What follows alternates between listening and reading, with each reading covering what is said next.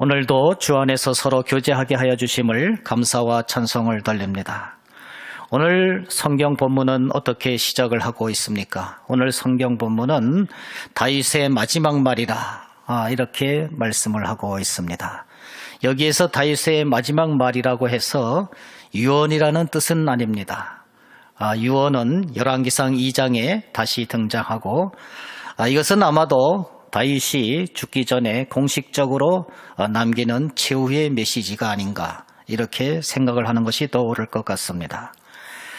누구든지 다윗뿐만 아니라 누구든지 마지막 말을 할 때는 또 어떤 직위에서 내려올 때 공식적인 메시지를 낼 때는 정말로 아주 중요하고 중요한 그러한 말만 할 것으로 믿습니다. 그리고 유언처럼 정말 이것은 후세에 있어서 꼭 지켰으면 좋겠다 하는 것만 내보낼 것입니다. 특별히 다윗은 마지막 말을 함에 있어서 어떻게 말을 하고 있습니까? 먼저 자기 자신을 소개하고 있습니다. 자기 자신을 소개할 때 나는 이스라엘의 왕이다. 이것을 먼저 소개하는 것이 아니라 이새의 아들 다윗이다. 이렇게 먼저 소개를 합니다. 자기의 비천했던, 자기의 별 볼 일 없었던 그러한 과거를 숨기지 아니하고 나는 목동의 아들로 태어나서 목동으로 자라나다가 하나님의 택함을 입어서 장군이 되었고 왕이 되었노라. 이렇게 시작을 하고 있는 것을 볼 수가 있습니다. 목동의 아들로 태어나서 목동으로 자랐을 뿐만 아니라 그러나 거기에서 하나님의 택함을 받아서 높이 세워진 자다. 이렇게 다윗은 고백하고 있습니다. 다윗이야말로 가장 낮은 곳에서 높은 데에 올라갔기 때문에 높이 세워진 자라 이렇게 고백할 수가 있을 것입니다. 우리가 산의 높이를 따질 때에 어떤 산이 2000m야, 어떤 산은 1000m야 이렇게 따져서 2000m가 더 올라가기 힘들겠지 하면은 그것은 오산입니다. 왜냐하면은 그 밑에 평지가 한 1000m 정도 되는 데에 있으면은 1000m밖에 안 되거든요, 올라갈 때. 그래서 설악산에 올라갈 때도 이쪽에서 올라가는 것보다 해변에서 올라가면 더 높을 수밖에 없는 것입니다. 하나님께서 다윗을 높이 세워줬다 이렇게 얘기했을 때 정말 목동에서부터 왕이 되었기 때문에 더 높은 감각을 느낄 수가 있습니다. 만약에 총리로 근무하다가 왕으로 세워졌다 그러면은 별로 높은 것을 높이 세워진 자라고 여겨질 수가 없을 것입니다. 이와 같이 다윗은 높이 세워진 자였어요. 한마디로 말해서 지위가 높은 자였다는 것입니다. 뿐만 아니라 다윗은 자기를 고백할 때에 야곱의 하나님께서 기름 부음 받은 자다. 이렇게 하나님께로부터 기름 부음 받은 자다. 또 이렇게 고백을 하고 있습니다. 사람이 높이 세워지면은 뭐합니까? 하나님께로부터 기름 부음을 받는 것이 필요해요. 이것은 무슨 역할이냐 하면은 높이 세워진 자는 직위가 높다 이런 뜻이지만은 하나님께로부터 기름 부음을 받았다. 이것은 높이 세워진 자이면서도 그 역할이 공의로웠다. 이것을 우리가 느낄 수가 있는 것입니다.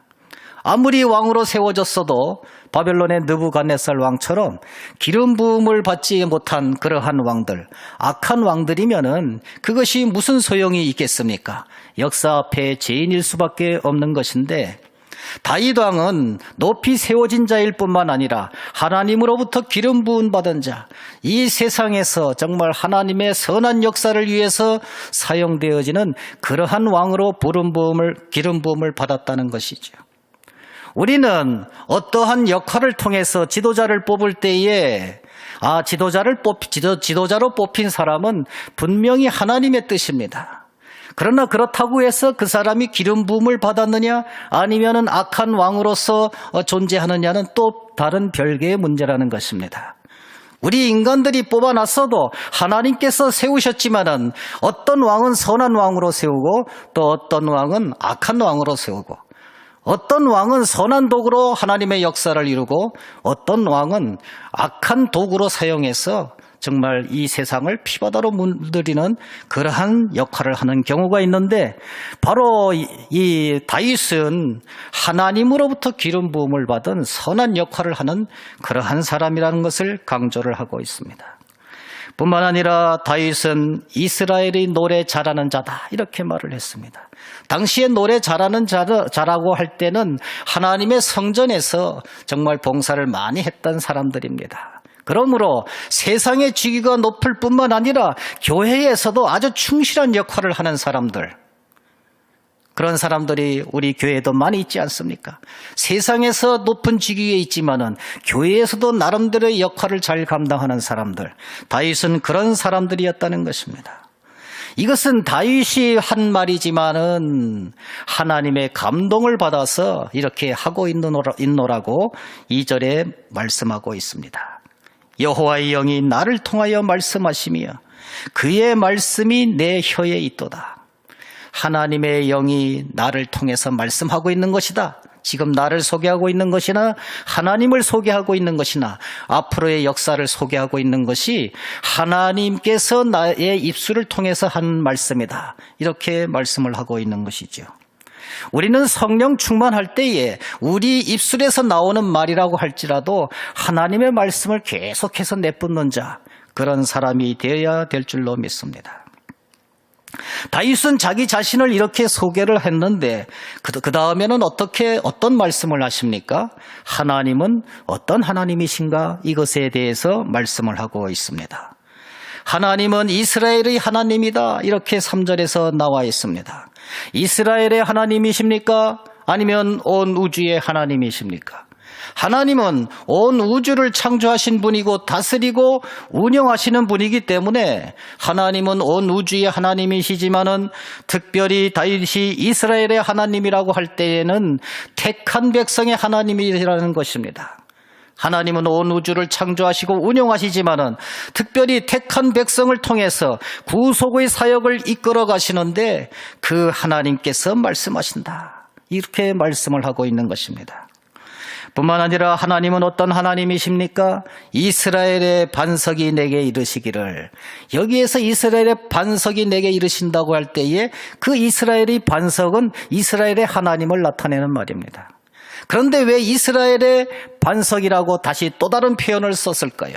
그것은 문학적으로 다른 말을 써서 좋은 면도 있지만은 반석이라고 할 때는 어떤 것을 말합니까? 우리가 생각할 때 반석이다 그러면은 단단한 바위다 이렇게만 여기기 쉽습니다. 그러나 반석이라는 것은 정말 우리가 산에 올라갈 때 높이 세워진 그 바위, 이 반석이라는 말은 바위라는 뜻도 있지만은 절벽이라는 뜻도 있습니다. 그러므로 우리가 반석이라고 연상을 할 때는 어떻게 연상을 해야 되느냐?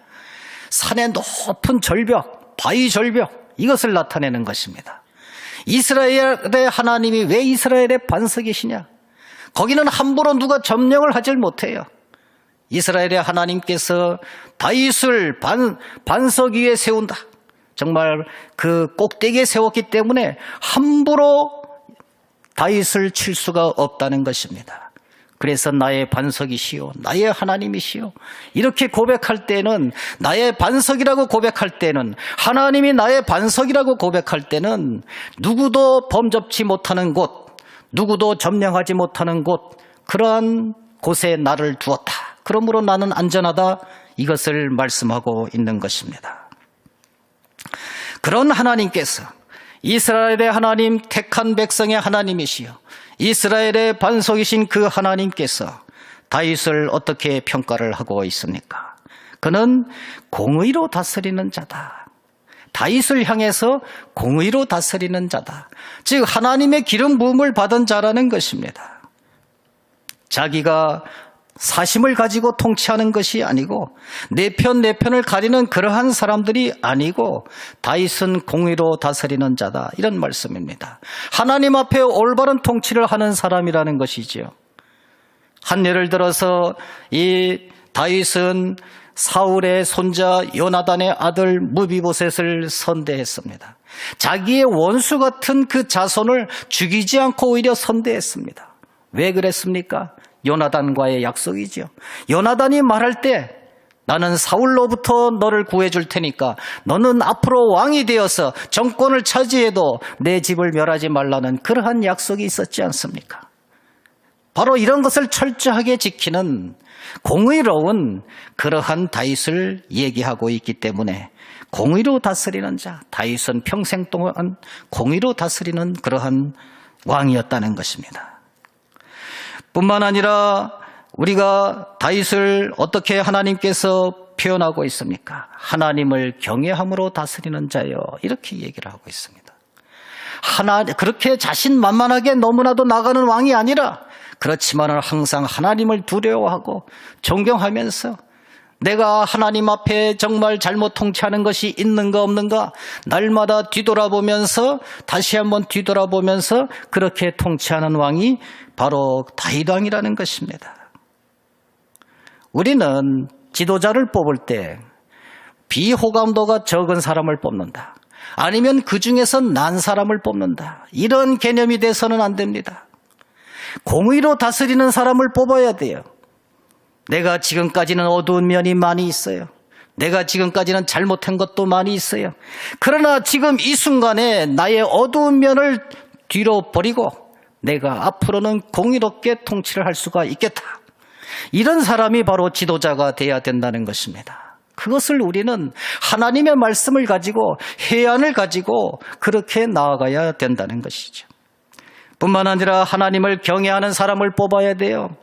지나치게 백성을 누르고 지나치게 자신만만하고 지나치게 국민을 나를 따르라 이렇게 하는 것이 아니라, 결단할 줄도 알면서도 내가 하나님 앞에 정말 이것이 올바른 것인가 뒤돌아보고 또 돌아보는 그러한 역할을 하는 사람을 우리는 지도자로 뽑아야 된다는 말씀입니다.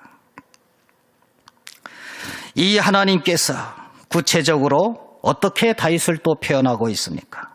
4절에 보니까 돋는 해의 아침빛 같다. 돋는 해의 아침빛 같다. 우리가 겨울에 아침빛을 기다려요. 왜 그렇습니까? 추운데 따스함이 필요한 것이죠. 다윗은 추운데 따스함을 주는, 국민들에게 따스한 위로를 주는 그러한 사람이었다는 것입니다. 우리는 따스한 지도자가 필요해요. 뿐만 아니라 다윗은 어떻게 표현되고 있습니까? 구름 없는 아침 같다. 아침에 일어나 보니까 구름이 잔뜩 껴 있어요. 그것은 빛이 올 수가 없습니다. 그러나 구름 없는 아침에는 모든 것이 다 잘 보입니다. 다윗은 어떤 백성에게나 잘 보이는 그러한 지도자였습니다. 지도자는 자기가 원하는 방향, 메시지를 전 국민들을 향해서 내보일 수 있어야만 됩니다. 하나님 나라를 위해서 그 내용을, 메시지를 전할 수가 있어야 돼요. 결코 침묵해서는 안 된다는 사실입니다. 일일이 사사건건 다 얘기할 수는 없지만은 다윗은 큰 방향을 항상 백성들에게 제시하는 그러한 왕이었다는 것입니다. 구름 없는 아침 같은 그러한 왕이었어요. 또한 하나님께서는 다윗을 가리켜서 비 내린 후의 광선, 땅에서 우미 돋는 새풀 같다. 땅에서 우미 돋아요. 빛을 받고서 땅에서 우미 돋는 그러한 풀 같다, 이렇게 얘기를 하고 있습니다. 땅에서 우미 돋는 풀은 한마디로 복이지요. 우리가 봄이 되어서 햇빛을 받아서 곡식이 움틀 때 그것은 농부에게 복이 됩니다. 왕은, 우리의 지도자는 국민들에게, 백성들에게 복이 될 수가 있어야 된다는 것입니다. 그 자체가 복이 되어야 된다는 것입니다. 다윗이 왕으로 뽑힘으로 말미암아서 기름 부음을 받음으로 말미암아서 이스라엘 국민들에게는 그것이 복이 되었습니다. 그런데 5절 말씀에 보면은 다윗이 이렇게 고백을 합니다.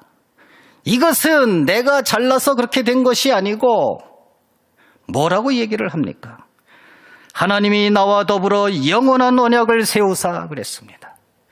이 모든 것들이 자기가 목동에서 왕이 되고 정말 중요한 역할을 잘 감당하고 신실한 왕으로서 모든 백성들에게 메시지를 전하고 복이 될 수가 있었던 것은 내가 잘나서 그렇게 된 것이 아니라 하나님이 과거에 나와 더불어 영원한 언약을 세웠기 때문에 그 언약을 이루기 위해서 그렇게 된 것이다, 이렇게 말씀을 합니다. 하나님은 다윗과 어떤 언약을 세웠습니까? 사무엘하 7장에 보면은 다윗 언약에 대해서 잘 나와 있습니다. 내가 내 뒤에 내 씨를, 내가 내 몸에서 날 내 씨를 내 뒤에 세워 내가 그의 나라를 견고하게 하리라. 너 말고 너 뒤에 태어날 내 씨를 내 뒤에 세워서 그의 나라를 견고하게 하리라.